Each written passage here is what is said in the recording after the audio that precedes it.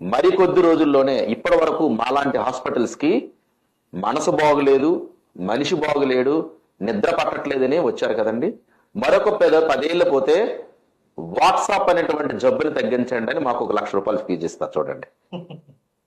Facebook అనేది మాన్పించండి sir అని 2 లక్షలు ఫీజు ఇస్తారు చూడండి. ఎనీ టైం ట్విట్టర్ లో ఉంటున్నాడు సార్, మాన్పించండి సార్ అంటే 10 లక్షలు ఇస్తారు.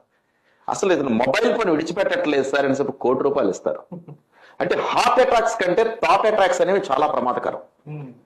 హార్ట్ అటాక్ అనేది వస్తే దానికి ట్రీట్మెంట్ చేసుకోవచ్చు, కానీ థాట్ అటాక్స్, ఆలోచనలు వేధించినట్లయితే నిరంతరం నేను ఫేమస్ అయిపోవాలి, లేదంటే ఏదో ఒక్క రోజులో సెలబ్రేట్ అయిపోవాలి, లేదంటే నేను అందరిలాగా నేను అలా ఎలా చేయలేకపోతున్నాను. సో మనము ఎంత చంద్రమండలంపై అడుగు పెట్టినా సరే 3 పూట్లే తినాలి, కావలసినంతే తినాలి, కావలసినంతే నిద్రపోవాలి.